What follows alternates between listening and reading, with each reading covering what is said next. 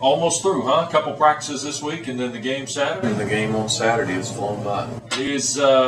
How much have you been able to discern from the spring session? Because I know they come in all shapes and sizes, but what have you learned about your team? Well, I think that you have to kind of break it down position-wise and individually sometimes in the spring. But, overall I've been pleased. I think the attitude's good, and, guys are really working and trying to get better. And so you're never where you'd like to be, but overall I think that we've made some progress.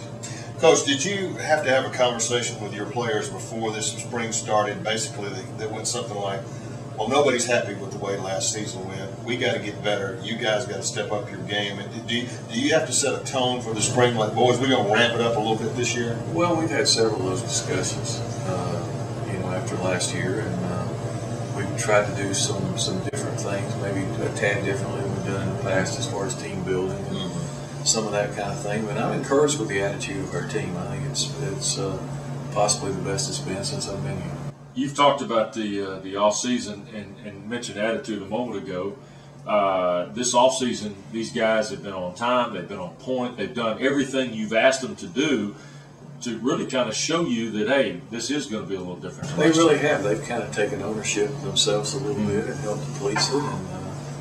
And it's not been cool to get on the list. So it's never going to be perfect, but it's been light years better than before. Coach Paul Johnson here at Barnhart and Durham on Sports Radio 790 The Zone. Coach, we've had this discussion with several coaches here this spring as we move forward, and it's a big picture question, but it's this. In today's environment, whatever you want to call it, media, age of Facebook and Twitter and all that stuff, is it harder now to get a football team to be hungry 2 years in a row because they have some success and then everybody tells them how great they are, and then you have a lull and then you got to get them back up again? Is it harder now for a team to be hungry 2 years in a row? Well, I think that's probably somewhat true. I think there's a lot of factors that play into it. There's such a sense of entitlement, even in society anymore. It's like sometimes, and especially if you've done fairly well, that carries over and bleeds into it. The way recruiting is publicized and the way these kids are hyped from the time they're in the 10th grade in high school to the time they get, it's amazing to me that kids can get the recognition and the hype around them when they haven't played it down in college or haven't done anything. And if you look back at past history, a large percentage of those kids who are getting so hyped up don't pan out.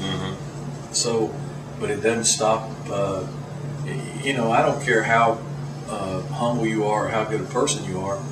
From the time you're 15 years old, if you're told every day how great you are and how you need to be the center of attention and how you're this and that, you can't help but soak through a little bit.